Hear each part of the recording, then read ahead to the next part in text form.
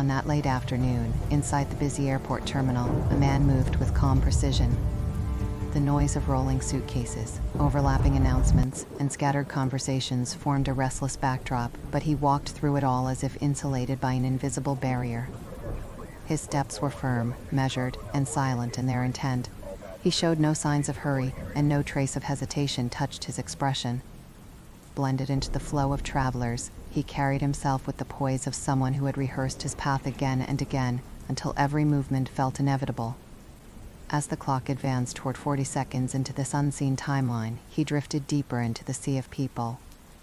He didn't draw attention. In fact, he seemed to fold seamlessly into the crowd. The terminal's bright lighting revealed nothing unusual about him.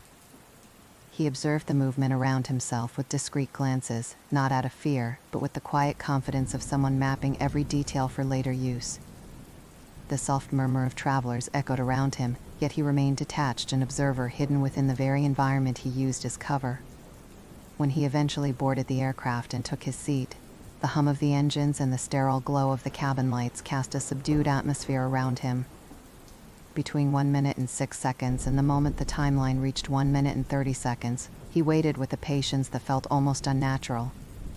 Passengers shuffled into their seats, seatbelts clicked, and flight attendants completed their final checks. Through all of it, he sat still, composed and unreadable, blending into the calm rhythms of pre-flight routine. Then came the moment when his quiet demeanor shifted just slightly. At the 1 minute and 30-second mark, he produced a small, ordinary-looking piece of paper. Its folded edges hid a message that would soon ignite one of the most mysterious events in aviation history. He held it out, not with theatrical flair, but with the relaxed certainty of someone delivering a simple instruction. On the paper, written in plain, unembellished letters, were 4 words capable of altering the fate of an entire flight. "I have a bomb." For a brief moment, the cabin felt suspended in time, locked between normalcy and chaos, though no one except the intended recipient knew anything was amiss. What followed became the cornerstone of a legend. As the timeline moved to 1 minute and 54 seconds, the skeptical flight attendant hesitated. She studied his calm eyes, then the briefcase resting beside him. With quiet resolve, he opened it just enough for her to see the rows of wires and the cylindrical shapes within. Whether real or constructed, the effect was immediate. She believed him. The fear that she tried to hide flickered in her expression only for a fraction of a second before she turned away to act. By the time the flight reached 2 minutes and 18 seconds in this unfolding narrative, the attendant was already heading toward the cockpit. The murmurs of passengers continued undisturbed. No one suspected the magnitude of what was taking place. Behind that closed door, the pilots listened to her relayed message. The mood in the cockpit shifted instantly.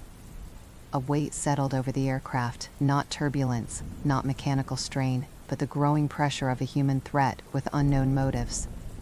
From 2 minutes and 43 seconds onward, the man sat back in his seat, seemingly unfazed.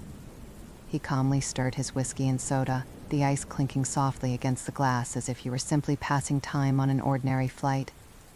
This eerie composure became one of the most startling aspects of his story. In the broader context of the Cooper mystery, investigators often reflected on how a single, calculated act could echo across decades. They noted that the hijacker's behavior was not impulsive but measured, shaped by an unusually deep understanding of procedure, timing, and risk. Even years later, specialists studying the case emphasized that no other hijacker had demonstrated such a steady blend of calmness and control. This level of discipline led many to believe that Cooper was not merely a desperate man, but someone who had spent long hours constructing a plan that relied on precision rather than chaos. Over time, analysts revisited every small detail: how he observed the terminal without appearing nervous, how he delivered instructions without hesitation, and how he maintained a steady demeanor even as the storm intensified around the aircraft. These traits suggested not only confidence but also an uncanny ability to adapt to shifting circumstances without revealing uncertainty. Some experts argued that this adaptability was the key to his disappearance, allowing him to vanish into the wilderness despite the challenges imposed by the violent weather. Ultimately, the enduring fascination with the case grew from this blend of meticulous planning and profound mystery. Cooper's escape was not simply an act of defiance but a calculated maneuver that exploited every gap in the system, leaving investigators with more questions than answers. and ensuring the legend would survive long after the night itself had faded. He wasn't frantic, he wasn't aggressive. He behaved like a businessman waiting for a meeting to begin, except the negotiation ahead involved money, parachutes, and the cooperation of an entire flight crew. Soon the aircraft descended, and between 3 minutes and 8 seconds and 3 minutes and 32 seconds of this timeline, the plane reached the airport once more. On the ground, police vehicles formed a tense perimeter. The tension never seeped into the cabin, though. The passengers remained unaware as they later disembarked in an orderly, controlled manner. They carried their bags in confusion off the aircraft, unaware that history was quietly reshaping itself behind them. At 3 minutes and 55 seconds, the exchange took place. 4 parachutes and a sum of money were delivered according to his demands. The crew moved cautiously, orchestrating every action under the weight of the hijacker's instructions. Outside, storm clouds had begun to gather, promising rough skies ahead, yet the man insisted on taking off again. He had no intention of ending his story on the ground. By 4 minutes and 19 seconds, the aircraft was back in the air, ascending into a corridor of turbulent weather. The cabin shook intermittently as the storm pressed against the fuselage. Inside this dimly lit space, the man provided the pilots with a set of precise directions, altitude restrictions, speed limitations, and the route they were to maintain. Each instruction felt rehearsed, as if he had studied every technical detail long before stepping into the terminal earlier that day. When the timeline reached 5 minutes and 7 seconds, he began securing the bundles of money to his body. One by one, he tightened the knots, testing their weight and ensuring their stability. The cabin wind rattled faintly against the walls. The low, continuous drone of the engines wrapped him in a cocoon of noise, but his focus never wavered.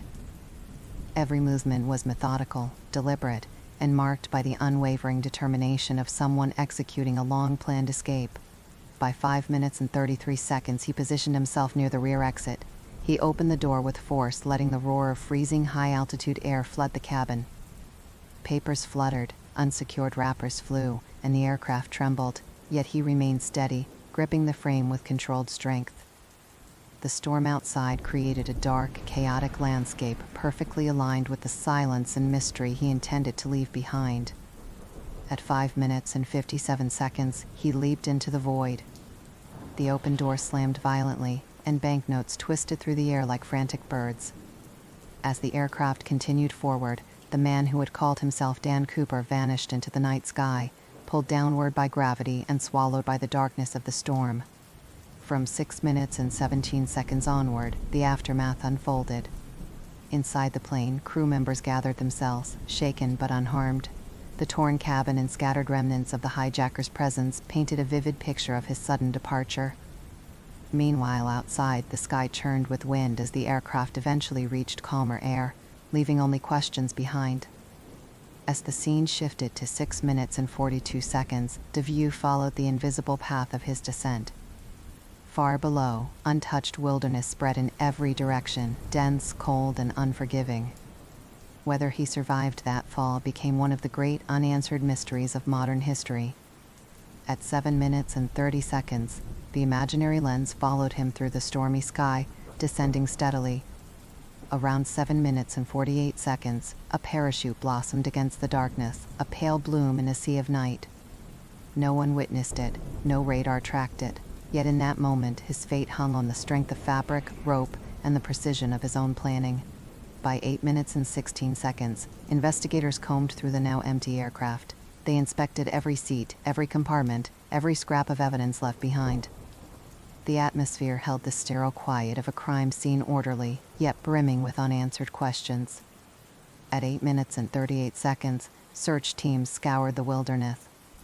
Helicopters skimmed above the treetops, and ground units braved the rugged terrain, but the forest offered no clues, no footprints, and no clear sign of a landing. The storm that night had erased everything. Between 9 minutes and 3 seconds and 9 minutes and 29 seconds, the forest stood silent. Only the rustling of leaves and the distinct call of wildlife disturbed the calm.